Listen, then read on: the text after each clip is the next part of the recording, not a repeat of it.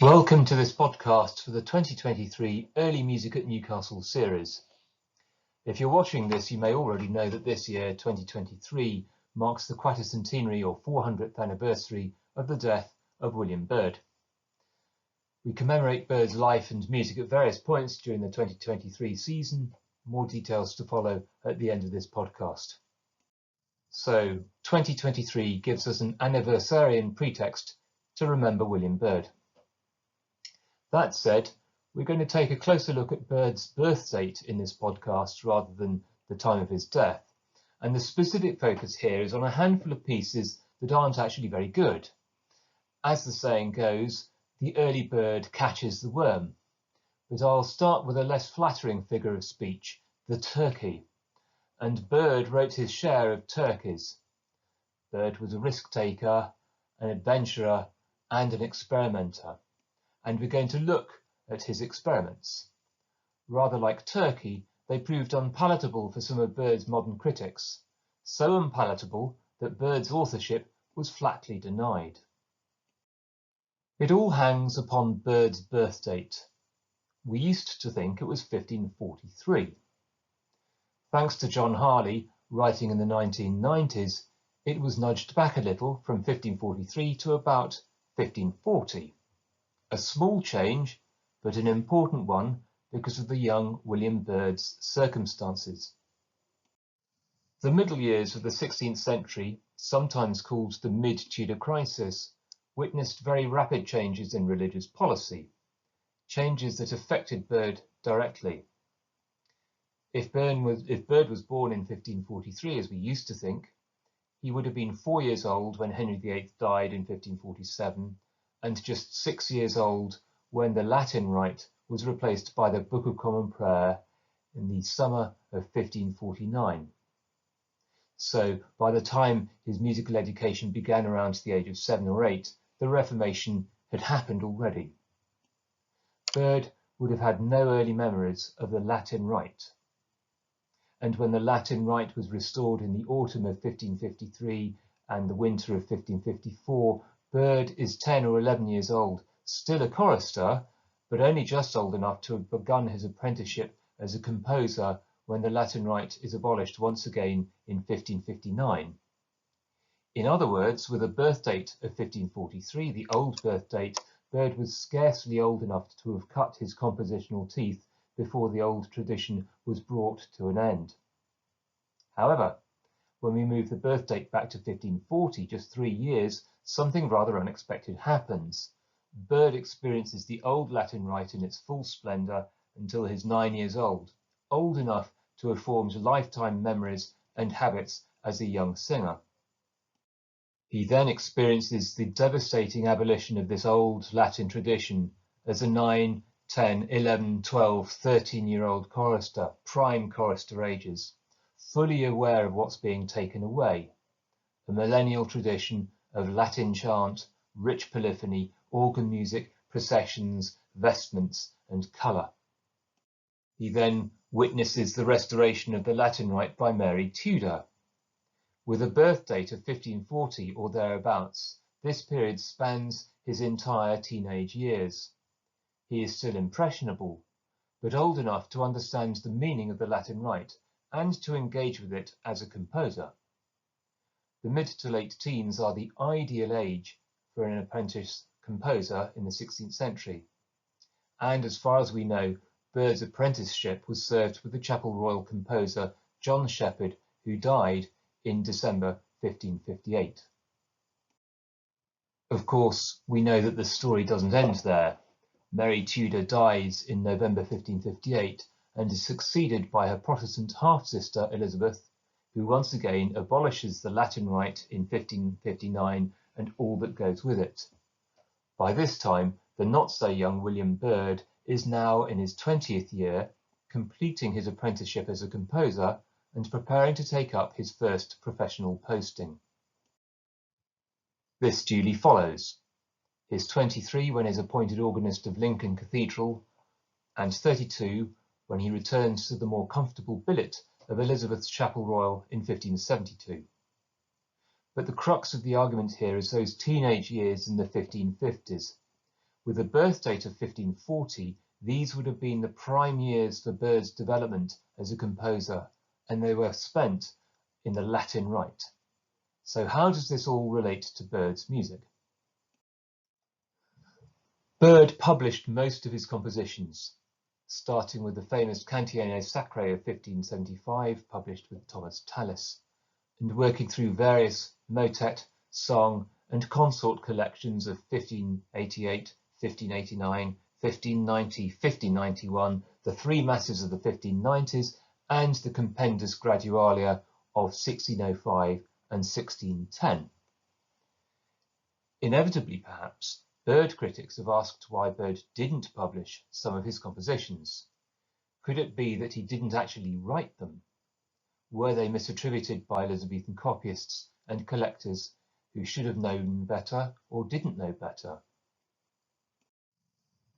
I'm going to focus on two of these pieces. Both are for 5 voices, and both are based on a plain song cantus firmus. They're ostensibly church pieces, or at least composed in the manner of church music, even if they weren't actually meant to be performed in church. Sacris solemniis is a setting of the hymn for the summertime feast of Corpus Christi. At the other end of the year, Reges Tarsis is a responsory sung at the Feast of the Epiphany on the 6th of January. Both pieces are viewed as substandard, and it may be no coincidence that Byrd's mentor, John Shepherd, had already made 6-part settings of both chants. Shepherd's Sacris solemniis is a tour de force for 8 voices, and both of Shepherd's essays in this form are classics of their type, and rightly highly regarded. Byrd's smaller scale essays in these form, his Reges Tarsis and Sacris solemniis, were copied by John Baldwin, a tenor lay clerk working at St George's, Windsor in the 1580s and 1590s. Working in a royal foundation gave Baldwin access to old chapel royal repertory from the 1550s, and Baldwin copied much of this into a set of part books now in Christ Church Library in Oxford. Baldwin was a careful copyist and an experienced singer. He knew Byrd, and Baldwin knew better than almost anyone how to get hold of musical repertory, and he carefully verified his attributions. In short, Baldwin knew his beans, and Baldwin attributed both Reges Tarsis and Sacris solemniis to William Byrd.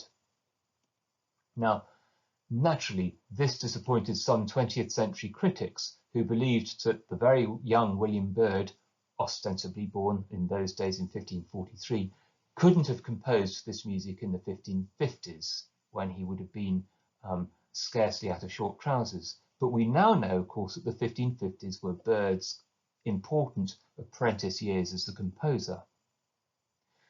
Fortified with righteous indignation, some modern musicologists attacked John Baldwin's credibility as a copyist, quite unfairly. How could Baldwin have attributed bad music to William Byrd? So what was the problem with these pieces, both of which are flawed, in one case, quite badly? At this point, I really ought to play musical examples, but I'm not going to do so. Both pieces are available on YouTube in recordings by the Cardinals Music, very good recordings, and there's a rolling score for the recording of Reges Tarsis, so you can see the notes as the choir is singing. And you might want to go and listen to those pieces now. The recordings are very good, well worth listening to. Edmund H. Fellows set the tone of disapproval early in the 20th century, but it was Joseph Kerman who really put the boot into Sacris solemniis and Reges Tarsis. For Kerman, Reges Tarsis was too rough and Sacris solemniis too smooth. On the one hand, we have, quote, extraordinarily crude part writing, archaic and unsophisticated, raucous in counterpoint. To be sure, the workmanship here, or lack of it, does not look like Byrd. On the other hand, Sacris solemniis is, quote, as smooth as soil. Imitations proceed so blandly and so regularly that it is hard to conceive Byrd at any point of his career as composer. Eminently normal, suave or colourless according to taste, the harmonic idiom is also retiring. So for reasons of connoisseurship, these two pieces were deemed below par and excluded from the Byrd canon. But what if they were by Byrd? We know that he never published them, perhaps for good reason. We also know that they didn't circulate very widely, although when they did circulate, Byrd's name was attached to them. Could it be that they were Byrd's apprentice pieces? We know that Byrd's likely mentor, John Shepherd, had composed two masterful settings of the same texts, and it's quite possible that Shepherd set Byrd the same task, indeed quite likely. At this time, in say the late 1550s, Byrd would have been around 17 or 18 years old. So what was Byrd's response to Shepherd's challenge? It would seem he struck two completely different poses. In Reges Tarsis, he was uncompromisingly, unflinchingly dissonant, but deliberately so. In the first few bars, he put C sharps and C naturals into direct collision course. You can see that on the left. And he used similar false relations in other pieces, perhaps most infamously and joyously in his canonic motet O Salutaris Hostia. This kind of discord was also one of John Shepherd's favourite tricks. Later on in Reges Tarsis, Byrd writes parallel fifths between voices 2 and 4, shown here in red boxes.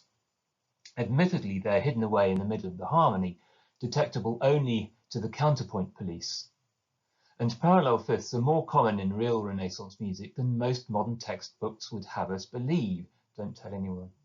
But this isn't the kind of faux pas we find in Byrd's mature compositions. The apprentice quickly learnt how to achieve dizzying feats of contrapuntal athletics within the rules of the game. In the case of Reges Tarsis, we can easily imagine Byrd's mentor saying, "Nice try, Master Byrd, but shall we smooth out those rough edges next time?" And this is exactly what the apprentice did in Sacris solemniis. You'll remember that Joseph Kerman described Sacris solemniis as colourless, bland, smooth as soil. Perhaps, but it's very clever soil. Here, Byrd tackles the traditional exercise of the Renaissance trainee composer, that is, writing imitative polyphony or fuga against the chant melody or cantus firmus. Here we can see the cantus firmus chugging away in voice 1 in equal semibrieves, while the four lower voices, including an editorially reconstructed tenor part, weave imitative entries on the words precis in dulta. This is towards the end of verse 2 of the hymn. The trick is to create a short melody that can be passed from voice to voice and remain recognizable, changed as little as possible, all while the cantus firmus moves from one note to another. An idea that works brilliantly at one point may not necessarily work a few beats later. So what does Byrd do? He creates a simple 5-note idea that then passes from one voice to another, but he uses it in pairs of voices. So voices 2 and 3 make an imitative pair. Let's call it cell A1. This is then answered by voices 3 and 4 with a slight variation, cell B1. A few bars later, the same pair of imitative cells is used in exactly the same combinations at cells A2 and B2. Shepherd was good at this sort of trick. Much of Shepherd's music from the 1550s has fuga against the cantus firmus, and very fine it is. But Shepherd seldom achieves this kind of precise tessellation between voices. It's exceptionally tricky to do, and a mark of Byrd's rapid development under Shepherd's tutelage. So where does this all point? Firstly, Reges Tarsis and Sacris solemniis open a fascinating window on the development of a great composer in his early, formative, imperfect years. They're not his best music, and frankly, they don't merit frequent performance, but we don't need to be embarrassed by them. Even J.S. Bach wrote a few turkeys.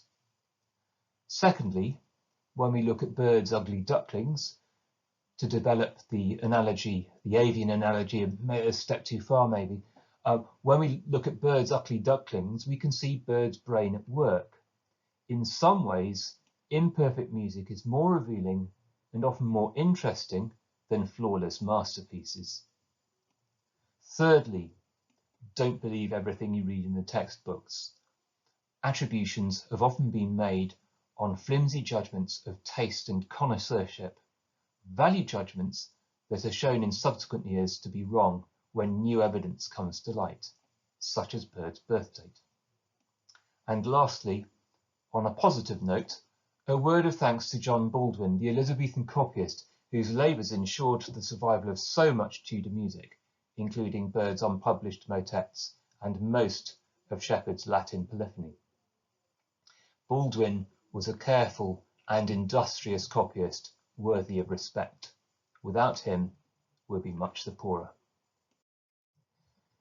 Here are some other Byrd-related events this spring.